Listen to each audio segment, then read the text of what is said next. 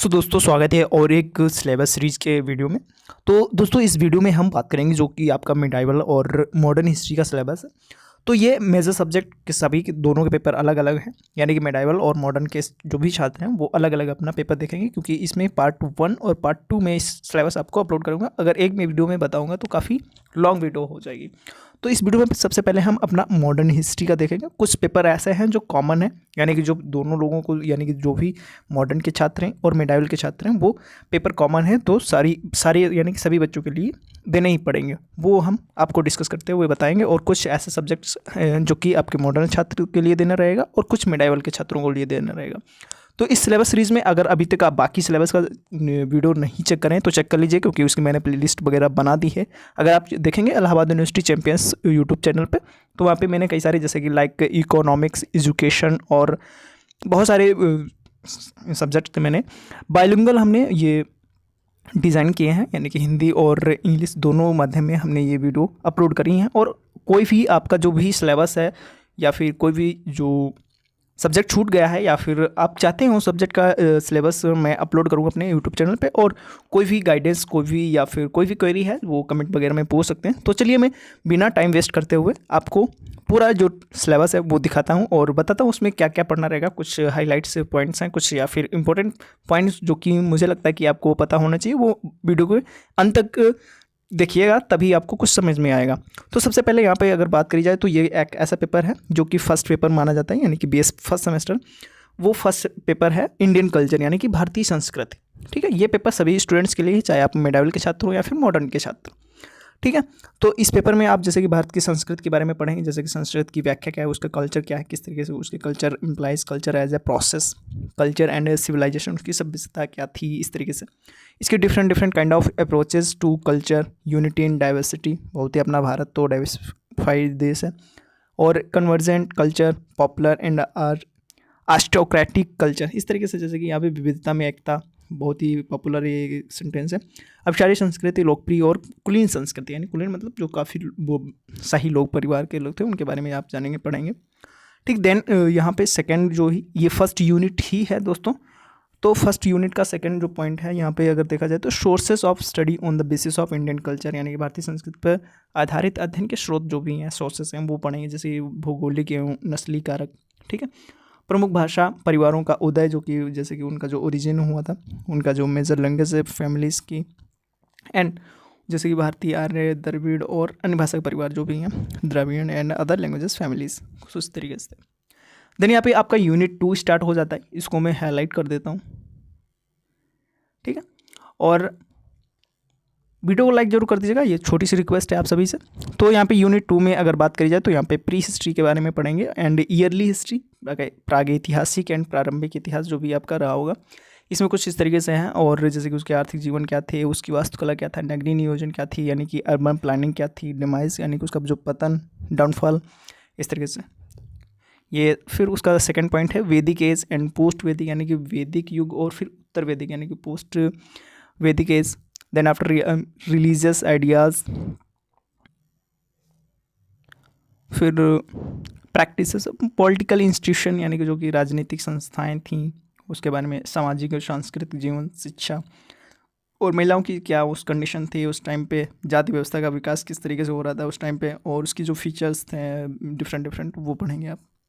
Then यहाँ पे आपका स्टार्ट हो जाता है, यानी कि यूनिट 3 जो कि बहुत ही इंपॉर्टेंट है, यानी कि यहाँ पे संप्रदाय का विकास, यानी कि जो भी वहाँ पे डिफरेंट काइंड ऑफ कम्युनिटीज़ थी, उनका जो किस तरीके से उनका विकास हो रहा था, डेवलपमेंट हो रही थी। बौद्ध और जैन धर्म का जो उनका उदय हो रहा था, राइज हो रहा था, और उनकी मुख्य विशेषताएं की थी, उनके डिफरेंट मेन फीचर्स क्या थे। ठीक है, बुद्धिज़्म एंड जैनिज़्म और उनका main features, development of their sects and their influence, and उनका क्या प्रभाव वगैरह था, उनके पतन के कारक क्या थे, यानी कि पतन के डिफरेंट काइंड ऑफ क्या मतलब कारण, ठीक है, फैक्टर्स भी बोल सकते हो। देन सेकंड पॉइंट है Maurya era and post Maurya period development, texture and literature and music. ठीक है, सिंपल सी बात है कि मौर्य युग और मौर्योत्तर काल, ठीक है, पहले की और उसके बाद की उनकी जो डिफरेंट काइंड ऑफ क्या थी, कलाएं क्या थी, उनका स्थापत्य क्या था, साहित्य उस टाइम पे क्या थी, संगीत का कैसा क्या सीन था, वो सब पढ़ेंगे, और किस तरीके से उसका विकास वगैरह हो रहा था, किस तरीके से राइज और उनका किस तरीके से डाउनफॉल हुआ, वो सब आपको पढ़ेंगे। तो यहाँ पे थर्ड पॉइंट है गुप्त पीरियड कल्चर, यानी कि गुप्तकालीन संस्कृति क्या थी। वास्तुकला, मूर्तिकला, चित्रकला, साहित्य और संगीत। क्या गुप्त काल एक स्वर्णिम युग था? इस तरीके से ये बहुत ही इंपॉर्टेंट क्वेश्चन है, इससे एक लॉन्ग क्वेश्चन भी बनता है। इसके बारे में आप अपने विचार कमेंट बॉक्स में बता सकते हो। वैसे अगर आपको पता हो, अगर आपने अभी तक पढ़ा है, वैसे अभी मुझे लगता है कि आपकी किसी की पढ़ाई नहीं चल रही है, अगर ये मैं तो यही सजेस्ट करूँगा कि आपकी पढ़ाई चलनी चाहिए और सीरियस हो जाइए, क्योंकि पेपर बहुत ही नज़दीक हैं आप सभी के। तो यहाँ पे यूनिट 4 की बात करी जाए तो यहाँ पे दक्षिण भारत के बारे में पढ़ेंगे, यानी कि संगम युग के बारे में पढ़ेंगे, उनका साहित्य क्या था और उनका जो उसका समाज क्या था। फिर पल्लव डायनेस्टी आ जाती है और चोल काल दौरान सांस्कृतिक विकास क्या था, इस तरीके से उनकी कल्चरिक जो भी थी डेवलपमेंट वो जानेंगे।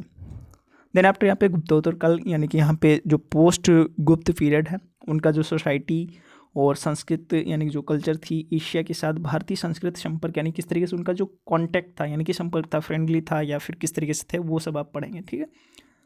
फिर यहाँ पे यूनिट 5 यानी कि यूनिट 5 स्टार्ट हो जाता है, यानी कि जो कि बहुत ही महत्वपूर्ण है। जैसे कि यहाँ पे फ़िलॉसफी वगैरह पढ़ेंगे आप, वहाँ पे कि उन लोगों की क्या फ़िलॉसफी थी, यानी कि दर्शन क्या था, उनका जो भी थॉट्स थे या फिर ओपिनियंस थे, जिसको विचारधारा भी बोलते हैं। शंकराचार्य के बारे में पढ़ेंगे, प्राचीन भारतीय दर्शन का जो संप्रदाय थी, यानी कि उनकी जो कम्युनिटी थी, और हिंदू धर्म की पुनर्व्याख्या, वैज्ञानिक ज्ञान और विचार। इस तरीके से ये यूनिट 5 है, first point. And second point में आप पढ़ेंगे भारत में इस्लाम, यानी कि जो ये अपना जो इस्लाम का जो किस तरीके से आया, भारत में इस्लाम का आगमन, जैसे कि यहाँ पे लिखा भी हुआ है, भारतीय समाज पर इस्लाम का प्रभाव कैसा, उनका इन्फ्लुएंस कैसा था, इस तरीके से। सांस्कृतिक समन्वय यानी कोऑर्डिनेशन में इस्लाम का योगदान किस तरीके से था, यानी कि पूरा जो भी आपका मुस्लिम कम्युनिटी है वो किस तरीके से आई, किस तरीके से उनका पतन हुआ, किस तरीके से उसके इन्फ्लुएंस है, किस तरीके से उनकी जो कल्चर है, वो सब जानेंगे यूनिट 5 के लास्ट सेकेंड पॉइंट में। यहाँ पे आपका ये जो फर्स्ट पेपर ख़त्म होता है, यानी कि वो फर्स्ट सेमेस्टर था, अब यहाँ पे सेकेंड सेमेस्टर का ये स्टार्ट हो जाता है, इंडियन कल्चर पेपर 2। यानी कि ये सेमेस्टर सेकेंड सेमेस्टर है, पेपर फर्स्ट पेपर ही है, बट सेकेंड सेमेस्टर है। जो ऊपर था वो फर्स्ट सेमेस्टर था, ये याद रखिएगा, ये सेकेंड सेमेस्टर है। ठीक है, बोलने में थोड़ी गलती हो गई होगी, उसके लिए माफ़ कर दीजिएगा। तो यहाँ पे इंडियन कल्चर है, यानी कि भारतीय संस्कृति 2, यानी कि ये 2 बोल सकते हैं, वो फर्स्ट था, ये 2, ये मैं बोलना चाह रहा था। ठीक है, ये भी पेपर सभी के लिए, सभी स्टूडेंट्स के लिए कंपलसरी है, यानी कि सभी लोग देंगे, मेडावल के छात्र हो या फिर आप मॉडर्न हिस्ट्री के छात्र हो। तो ये सेकेंड सेमेस्टर का है, ये याद रखिएगा।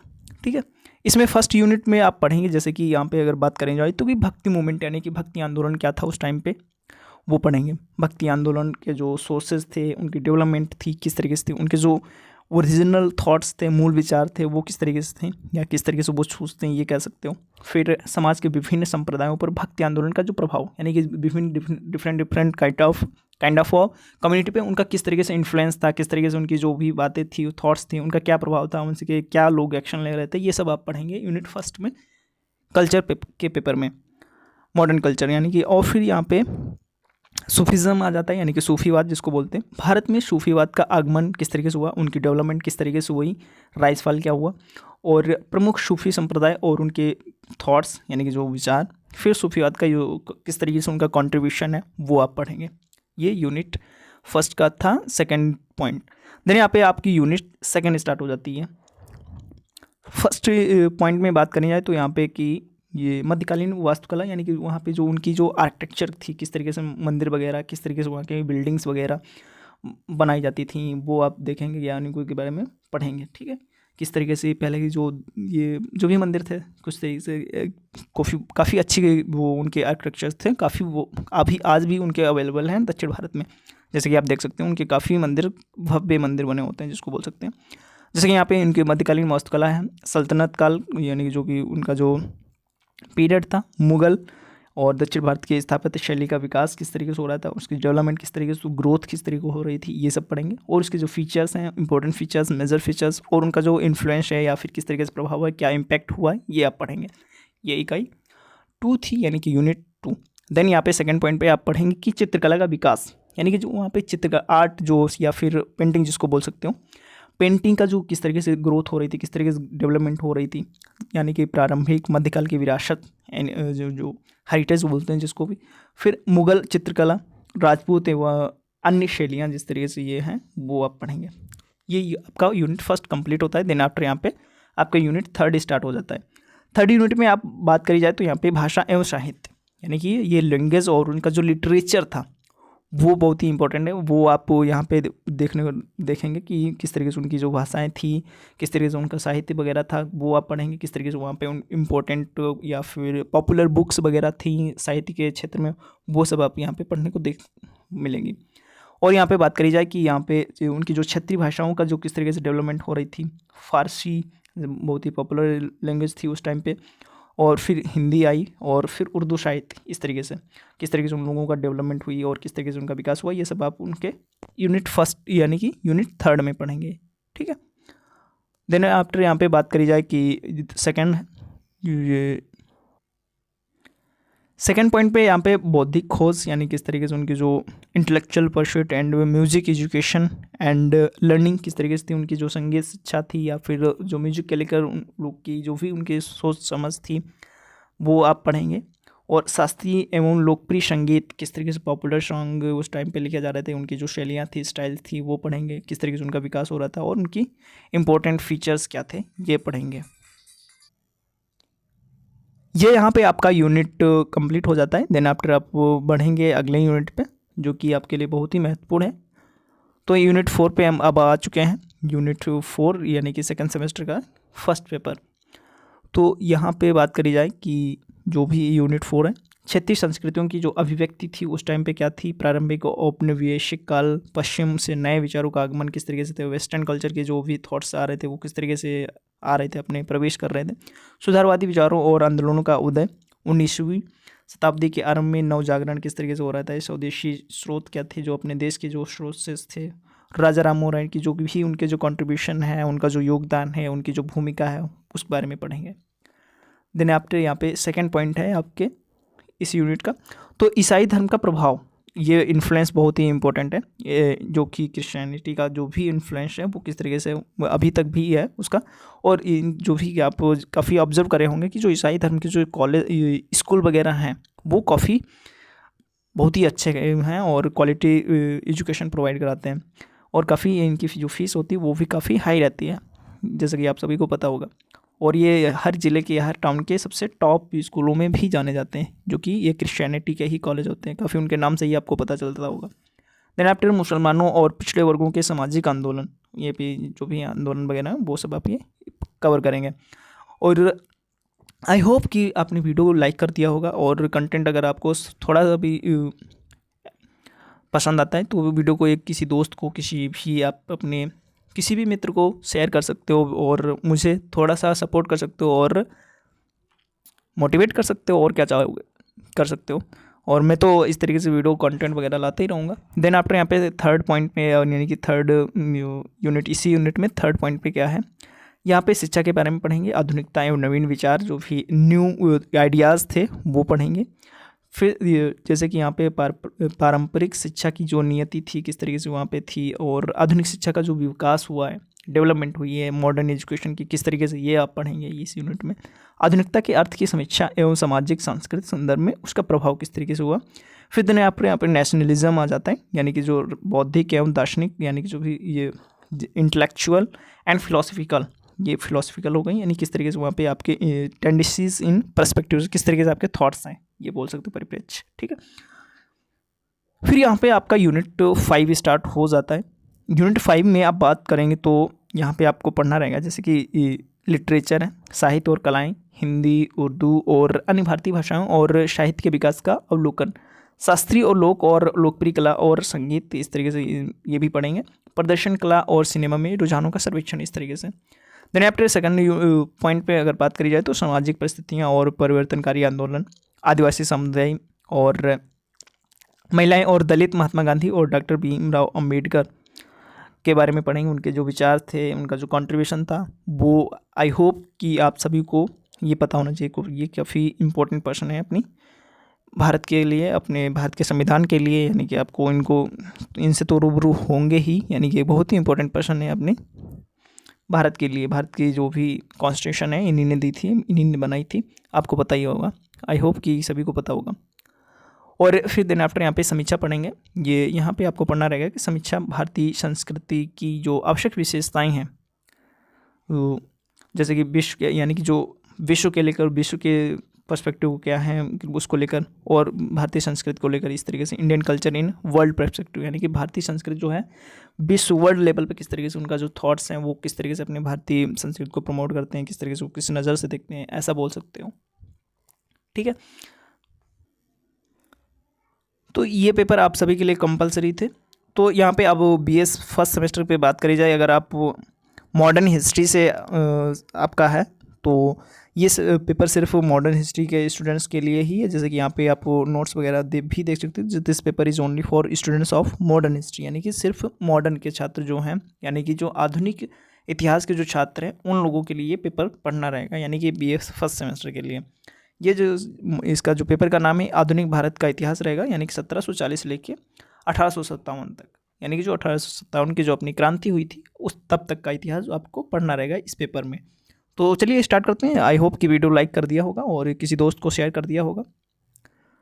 तो कि यहाँ पे सबसे पहले आपका फर्स्ट यूनिट स्टार्ट हो जाता है। तो फर्स्ट यूनिट में अगर देखेंगे तो यहाँ पे आपको नज़र आएगा कि यहाँ पे आप पढ़ेंगे तो जनरली जो सबसे पहले आप पढ़ेंगे कि सामान्यतः जो 1740 में भारतीय उपमहाद्वीप की जो राजनीतिक परिस्थितियाँ थी, किस तरीके से उनकी जो कंडीशंस थी, सिचुएशंस थी, उस तरीके से पढ़ेंगे। पॉलिटिकल सिचुएशन बोलेंगे इसको। तो देन आफ्टर यहाँ पे प्रथम यानी कि फर्स्ट, सेकेंड एंड तृतीय जो आंग्ल फ्रांसीसी कर्नाटक जो का जो युद्ध हुआ था, वॉर हुई थी, वो पढ़ेंगे। किस तरीके से उसका बैकग्राउंड क्या था, उसकी जो डायनेमिक जो परिणाम थे वो पढ़ेंगे।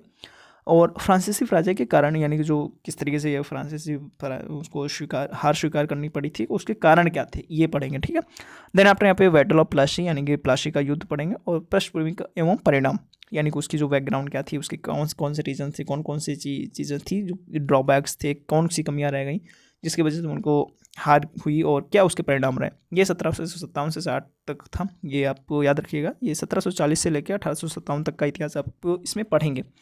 ठीक है, इस पेपर का नाम तो आपने देख ही लिया होगा कि आधुनिक भारत का इतिहास है। ठीक है, तो यूनिट फर्स्ट यूनिट का सेकंड पॉइंट में अगर यहाँ पे बात करी जाए तो पानीपत का तृतीय युद्ध यानी third battle of Panipat start हो जाएगा। इसके पृष्ठभूमि पढ़ेंगे, महत्व पढ़ेंगे, यानी कि जो इम्पोर्टेंस है। फिर पानीपत के बाद में मराठा स्थिति एवं पेशवा माधवराव की जो उपलब्धियाँ थी, अचीवमेंट्स थी, वो पढ़ेंगे। ये यानी कि 1761 से लेकर 1772, यानी कि लगभग काफ़ी टाइम तक ये चला था। फिर देन आफ्टर यहाँ पे हैदर अली के बारे में पढ़ेंगे, जो मैसूर के बारे में है, उनका जो उदय, राइज, इन्फ्लुएंस और उनका एक्सपेंशन यानी कि विस्तार। देन आफ्टर प्रथम आंग्ल मैसूर युद्ध की पृष्ठभूमि और परिणाम, ये सब आप इस यूनिट में सेकंड पॉइंट में पढ़ेंगे। ये आपका सिलेबस है। देन आफ्टर यहाँ पे थर्ड पॉइंट है कि नवाब मीर कासिम, यानी कि बहुत बड़े ये नाम है और ये बंगाल में ये रहते थे। इनका राज्यरोहण किस तरीके से हुआ था, यानी कि जो किस तरीके से इनको ये राज कर रहे थे, रूलर्स थे एक बहुत बड़े, काफ़ी मीर कासिम के नाम से भी जानते हैं, यानी कि ये नवाब की मीर कासिम पूरा नाम इनका। देन ईस्ट इंडिया कंपनी से संबंध क्या रिलेशंस थे, बक्सर का युद्ध, बैटल ऑफ बक्सर।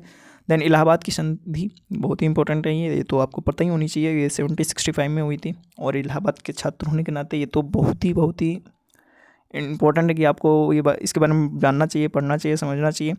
देन आप यहाँ पे प्रावधान और बंगाल में द्वैध शासन यानी कि जो डियार्की का जो महत्व है वो पढ़ेंगे। द्वैध शासन का जो स्वरूप है, उसकी जो नेचर है, क्लाइव की भूमिका क्या है, एंड कार्य का मूल्यांकन किस तरीके से क्लाइवोत्तर काल में द्वैध शासन की समस्याएं क्या थी, प्रॉब्लम्स क्या थी, ब्रिटेन में आलोचना क्रिटिसिज्म क्या था, इस तरीके से ब्रिटिश लोग में वो पढ़ेंगे। देन आफ्टर यहाँ पे यूनिट 2 स्टार्ट हो जाती है।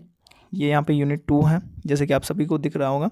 देन आपने बात करी जाए तो यहाँ पे रेगुलेटिंग एक्ट स्टार्ट हो जाता है, 1773 पे पहुँच चुके हैं। वहाँ पे क्या एक्ट्स थे, क्या प्रावधान थे, क्या मूल्यांकन, एवोल्यूशन किस तरीके से होता है। देन आफ्टर यहाँ पे ये रेगुलेटिंग एक्ट खत्म होता है। देन आफ्टर वारिंग हेस्टिंग्स के बारे में पढ़ेंगे, उनका कार्यकाल जैसे कि बात करें जो तो 1772 से लेकर 1772 से लेकर 1785।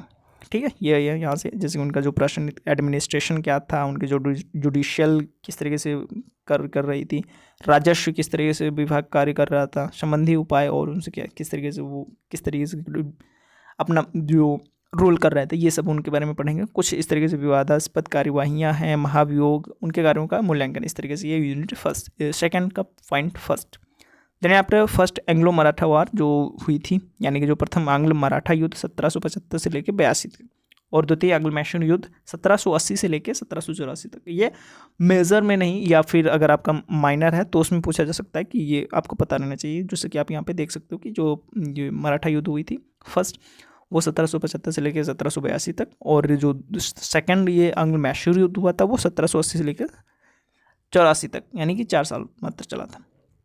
तो इसकी भी पृष्ठभूमि पढ़ेंगे, गतिशीलता पढ़ेंगे, और इसके जो परिणाम हैं वो तो आप हमेशा से पढ़ते आए हैं और फिर से पढ़ेंगे। फिर यहाँ पे उसके जो रिलेशन वगैरह हैं वो पढ़ेंगे। फिर यहाँ पे पिट्स इंडिया एक्ट, जैसे कि यहाँ पे देख सकते हैं 1784 1784, उसकी जो प्रावधान है, पृष्ठभूमि है, महत्व है, इंपॉर्टेंस है, वो पढ़ेंगे। फिर आपका 1793 का चार्टर अधिनियम आ जाता है, उसके भी प्रावधान, महत्व और पृष्ठभूमि पढ़ेंगे। फिर यहाँ पे यूनिट 3 पे आ जाते हैं, इसको मैं हाईलाइट कर देता हूँ। यूनिट 3 में आपको पढ़ना रहेगा लॉर्ड कॉर्नवालिस का जो कार्यकाल हुआ है 1786 से लेकर 1903 तक, प्रशासनिक कार्य, जो न्यायिक और वाणिज्यिक यानी कमर्शियल डिपार्टमेंट किस तरीके से थे, किस तरीके से उन बुकवारी कर रही थी, राजस्व नीतियाँ और स्थायी भूमि, ये उनका जो काफ़ी इस तरीके से आप पढ़ेंगे राज्यों के प्रति ईस्ट इंडिया कंपनी की नीति की समीक्षा वगैरह। फिर आप यहाँ पे पढ़ेंगे सेकंड पॉइंट पे लॉर्ड वेलेस्ली का जो कार्यकाल था उनके बारे में, किस तरीके से उनका सिस्टम था, और फिर मुगल बादशाह के इस तरह अवध, हैदराबाद और दूसरे भारतीय राज्यों के प्रति नीतियाँ किस तरीके थी, प्रशासनिक कार्य किस तरीके से होता है, ब्रिटिश इंपीरियल सिस्टम में योगदान क्या था, इस तरीके से। देन टीपू सुल्तान, प्रशासनिक कार्य उसके क्या कार्य थे, यानी कि एडमिनिस्ट्रेटिव वर्क, और फिर उसकी जो कंपनियों को लेकर, ईस्ट इंडिया कंपनी को लेकर जो भी नीतियाँ थी, पॉलिसीज़ थी, वो पढ़ेंगे। थर्ड आंग्ल मैसूर युद्ध की पृष्ठभूमि पढ़ेंगे यहाँ पे और परिणाम उसके पढ़ेंगे। फिर फोर्थ मैसूर युद्ध की पृष्ठभूमि और उसके परिणाम और इसकी उपलब्धियाँ और मूल्यांकन, यानी कि इस तरीके से क्या रहा परिणाम, क्यों हुआ, होना चाहिए था, नहीं होना चाहिए था, ये सब पूछेंगे और आपको पढ़ना पड़ेगा। देन आफ्टर यहाँ पे यूनिट 4 स्टार्ट हो जाती है। यूनिट 4 में आपको पढ़ना रहेगा सालबाई की संधि से बीशिन की संधि तक मराठी संघ की गतिविधियाँ और परिस्थितियाँ, द्वितीय आंग्ल मराठा युद्ध 1803 से लेकर 1805, फिर उसके पृष्ठभूमि, प्रथम चरण की प्रगति और परिणाम, इस तरीके से। सात युद्ध 1803 में फिर सेकंड ये प्रथम चरण था, इस तरीके से देख सकते हो। ये द्वितीय चरण होलकर 1804 यानी कि 1804 से लेकर 1805 के युद्ध की प्रगति और परिणाम। आंग्ल मराठा संधियों में संशोधन किस तरीके से हुआ, यानी कि अमेंडमेंट जो भी ये इनके बारे में हुई है वो आप देखेंगे और पढ़ेंगे, समझेंगे। यहाँ पे सेकंड पॉइंट पे बात करी जाए तो ईस्ट इंडिया कंपनी की जो भारतीय राज्यों के प्रति नीति थी 1813 से लेकर 1857 तक। पानीपत के बाद में महाराजा रणजीत सिंह के पंजाब की स्थितियाँ किस तरीके से, उनकी सिचुएशन किस तरीके से थी। 1761 से 98 तक पंजाब की समृद्धि, प्रभाव, विस्तार, प्रशासनिक, सैन्य वगैरह वगैरह वगैरह। ठीक है, ये आपको पढ़ना रहेगा, ये नोट कर लीजिएगा, या अगर आप चाहिए तो टेलीग्राम वगैरह ज्वाइन कर लीजिएगा, सर्च कर लीजिएगा इलाहाबाद यूनिवर्सिटी चैम्पियंस, और जैसे कि आपको ये लोगो वगैरह देख सकते हैं। और अगर आप चाहें तो मैं इसका कमेंट सेक्शन में भी वो उसका जो ज्वाइन करने वाला लिंक होगा वो पिन कर दूंगा। और बाकी वीडियो को लाइक तो कर ही दिए होंगे इतनी मेहनत के करने के बाद में, इतना सब बताने के बाद में, और इतनी क्वालिटी कंटेंट वीडियो बनाने के बाद में, क्वालिटी कंटेंट देने के बाद में, और किसी एक मित्र को शेयर भी कर दिया होगा।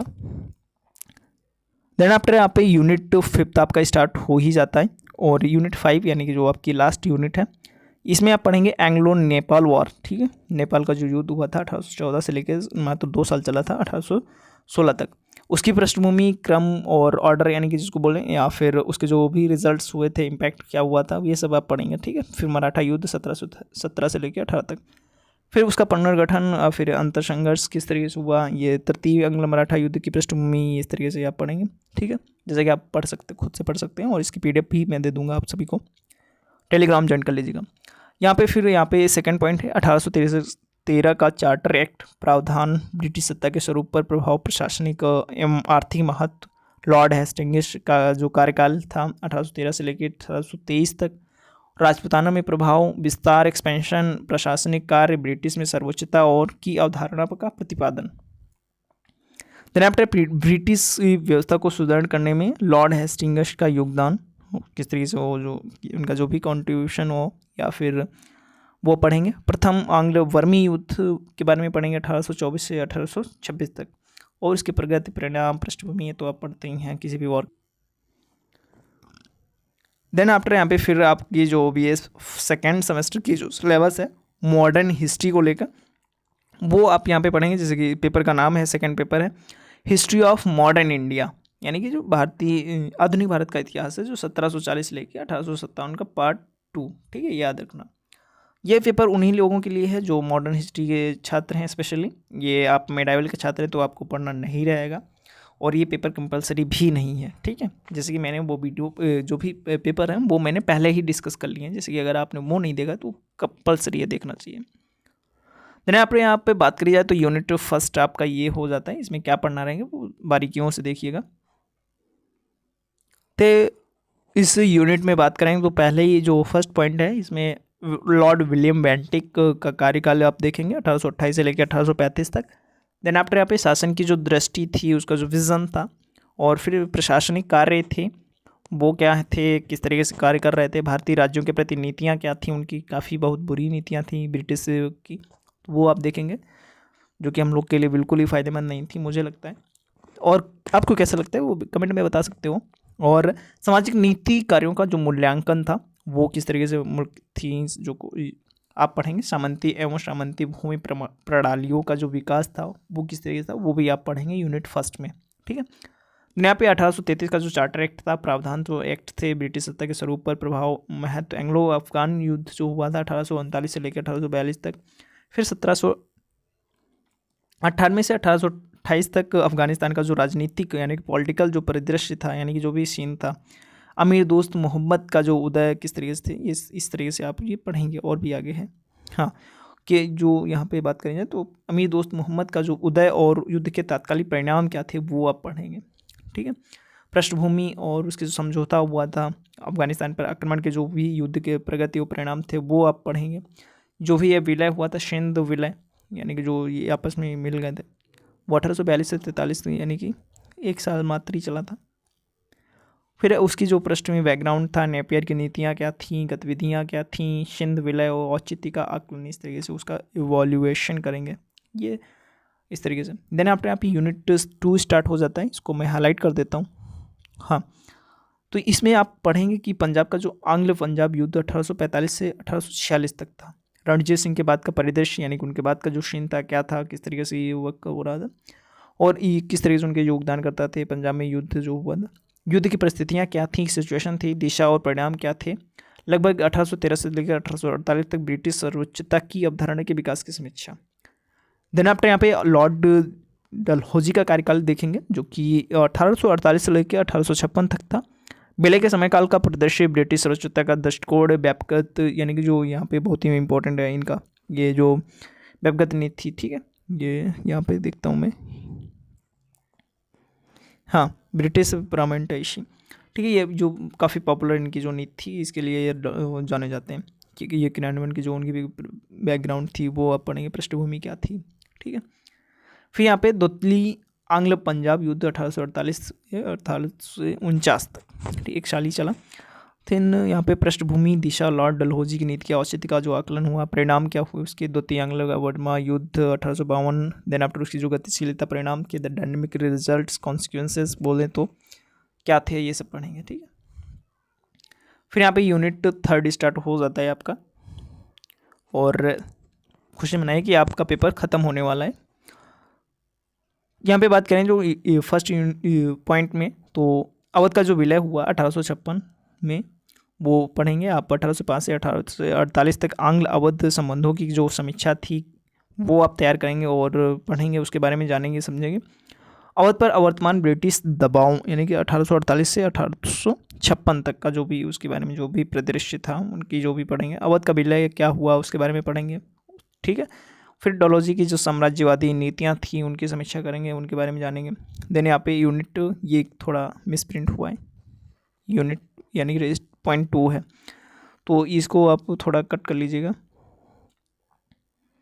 ठीक है, तो यहाँ पे थोड़ी मिसप्रिंट हो गई है, हिंदी वर्जन थोड़ा काफ़ी हाई। तो यहाँ पे बात करें जाए जो इनका इंग्लिश वर्जन से ही समझ लेते हैं। Development of British administrative system, यानी कि जो भी ब्रिटिश प्रशासन का जो भी उसका डेवलपमेंट था, विकास था, वो आप देखेंगे। फिर जुरिस्डिक्शन ऑफ कंट्रोल काउंसिल यानी कि 1835 से 1848 तक जो भी उनका जो न्यायिक पुनरावलोकन, उनकी जो भी कंट्रोल पावर थी उनके बारे में, कंट्रोल काउंसिल के बारे में पढ़ेंगे। लॉर्ड डलहौजीज वर्क, उनका जो भी कार्य, जो भी उनका वर्क था वो उसके बारे में जानेंगे। And his assessment in administrative and economic fields, यानी किस तरीके से उनकी जो आर्थिक और प्रशासनिक क्षेत्र में उनका जो भी योगदान थे वो आप जानेंगे। देन आफ्टर आप चार्टर एक्ट ऑफ 1853 यानी कि जो भी 1853 का जो चार्टर एक्ट अधिनियम था वो पढ़ेंगे। उसके जो प्रोविजंस थे, प्रावधान थे। Impact on the constitutional and administrative systems of British India, यानी किस तरीके से ब्रिटिश भारत में उसके क्या इम्पैक्ट थे, क्या रिजल्ट थे, और संवैधानिक और प्रशासनिक सिस्टम पर क्या उसकी इम्पैक्ट पड़ा था, क्या असर हुआ था, ये सब आप पढ़ेंगे। ये यूनिट के 3rd यूनिट के सेकेंड ये पॉइंट है, सेकेंड पॉइंट, ठीक है। 3rd पॉइंट पे अगर बात करें, यहाँ पे ये सही है, तो यहाँ पे बात करी जाए कि survey of civil and military disagreements and rebellions of in British India from 1805 से लेकर 1856 तक। तो यहाँ पे बात करी जाए कि जो भी आपका था, यानी कि जो कि ब्रिटिश भारत की जो नागरिक और सैन्य मतभेदों में और विद्रोह का सर्वेक्षण हुआ था 1857 में ही हमारी क्रांति हुई थी, तो उसके बारे में पढ़ेंगे किस तरीके से ये एकदम से राइज हुआ था। 1857 के विद्रोह की दीर्घकालिक और तात्कालिक पृष्ठभूमि और यानी कि जो उसके भी बैकग्राउंड पढ़ेंगे, और उसके जो क्या रीजंस थे, किस वजह से ये क्रांति आई थी, वो एग्जैक्ट आपको पढ़ना रहेगा और आपको पता चलेगा कि एग्जैक्ट क्या रीज़न था कि जिसके वजह से हमें विद्रोह करना पड़ा वहाँ पे, ठीक है। देन आफ्टर आपका यूनिट 4 स्टार्ट हो जाता है, जो कि सेकेंड लास्ट है। इसके बाद में आपका ख़त्म हो जाएगा सिलेबस। काफ़ी वीडियो लॉन्ग हो गई है, वीडियो अंत तक देखी, आप बने रहे। काफ़ी आप हार्ड वर्किंग मैन लगते हो मुझे, काफ़ी हार्ड वर्किंग स्टूडेंट्स की ये क्वालिटी होगी, वो अंत तक वीडियो के बने रहते हैं। काफ़ी लोग छोड़ के चले गए हैं, तो आपको ये कॉन्ग्रेचुलेट करना चाहूँगा कि आप एक हार्ड वर्किंग पर्सन है। देन आफ्टर यहाँ पे इकाई 4 की बात करें, जो यहाँ पे आप अगर पढ़ेंगे तो क्या पढ़ेंगे, ये 1857 का जो विद्रोह हुआ वो पढ़ेंगे। आरंभ यानी कि जो स्टार्टिंग हुई, फिर उसका जो एक्सपेंशन हुआ, किस तरीके से बढ़ा, और फिर एकदम से ब्रिटिश इंडिया को, ब्रिटिश जो भी थे, ब्रिटिश सरकार को यानी कि यहाँ से भगा दिया गया था। फिर क्षेत्रीय विशेषताएं क्या थी, प्रमुख जो उसके लीडर्स थे, नेता थे, जन भागीदारी का आकलन किस तरीके से हुआ, और असफलता के कारण, यानी कि ये तो असफल हुए थे क्योंकि हमें बहुत सारे लोगों का साथ नहीं मिला था, यूनिटी का सबसे बड़ा रीज़न था। तो ये आप ज़्यादा पढ़ेंगे जब आप इसके बारे में पढ़ेंगे। तत्कालिक परिणाम, चरित्र, ईस्ट इंडिया कंपनी की आर्थिक नीतियाँ क्या थीं, पारंपरिक उद्योगों का जो पतन हुआ, फिर बाह्य व्यापार यानी कि जो एक्सटर्नल ट्रेड था, बिजनेस था, उनका जो किस तरीके से रूपांतरण होता था, ट्रांसफॉर्मेशन हो रही थी, वो आप पढ़ेंगे। यहाँ पे सेकंड पॉइंट है पलायन यानी कि आर्थिक अवशोषण, आर्थिक और सामुदायिक जीवन पर ब्रिटिश नीतियों का प्रभाव। ये आपका सेकंड पॉइंट हो जाता है। ले congratulation to all of you कि आपका जो सिलेबस है वो बिल्कुल एंडिंग में है, यानी कि लास्ट यूनिट पे ख़त्म होने वाला है। ये आपका लास्ट यूनिट बचा हुआ और इसके बाद में आपका सिलेबस ख़त्म हो जाएगा, और इसको मैं हाईलाइट कर देता हूँ। और यहाँ पे अगर बात करी जाए तो आप पढ़ेंगे कि ईस्ट इंडिया कंपनी की जो सामाजिक नीतियाँ थी, किस तरीके से नीतियाँ थी, किस तरह से वर्क कर रही थी, वो पढ़ेंगे। पारंपरिक शिक्षा प्रणाली का जो पतन मुख्यतः ये 1808 से ले, यानी कि थोड़ा यहाँ पे मिस प्रिंट है, देख लीजिएगा आप अपने। शिक्षा नीति जो सभी होगा मैं कमेंट सेक्शन में आपको बता दूंगा। शिक्षा नीति के कारण हुआ चरण की जो भी पश्चिमी शिक्षा का प्रसार, किस तरह वेस्टर्न कल्चर एजुकेशन का किस तरीके से एक्सपेंशन हो रहा था, सामाजिक नीति और विधान जो भी थे उनके जो भी वो पढ़ेंगे। सेकेंड पॉइंट पे अब बात करी जाए तो 19वीं शताब्दी के पूर्वार्ध का भारतीय पुनर्जागरण, नवीन सामाजिक और धार्मिक विचारों के उदय के कारक तथा पुनर्जागरण का स्वरूप पढ़ेंगे। राजा राम मोहन राय यानी कि बहुत ही इंपॉर्टेंट क्वेश्चन है ये मॉडर्न हिस्ट्री का, तो ये इनके कार्य और इनके जो प्रमुख सामाजिक विचारकों के विचार वो पढ़ेंगे। ये कार्य और उनकी भूमिका, इन सभी इंपॉर्टेंट क्वेश्चन के बारे में पढ़ेंगे। देन आफ्टर यहाँ पे आपका सिलेबस खत्म हो जाता है, और कॉन्ग्रेचुलेट टू ऑल यू, और आप सभी को बहुत बहुत शुभकामनाएं। आप वीडियो के अंत तक बने रहें, और आप सभी से छोटी सी रिक्वेस्ट है कि ये किसी वीडियो को शेयर कर दीजिए और वीडियो को लाइक कर दीजिए, और हाँ चैनल को सब्सक्राइब कर तो लीजिए क्योंकि हम बहुत ही नज़दीक हैं, अपने 1K सब्सक्राइबर कंप्लीट होने वाले हैं। थैंक यू टू एवरीवन, मिलते हैं नेक्स्ट वीडियो में। और आपको वो मेडाइवल वाली वीडियो भी देखिएगा, ठीक है। अगर आपका मॉडर्न है तो ये आपके लिए थी, और बाकी मेडाइवल वाले मेडाइवल वीडियो देखेंगे। Thank you.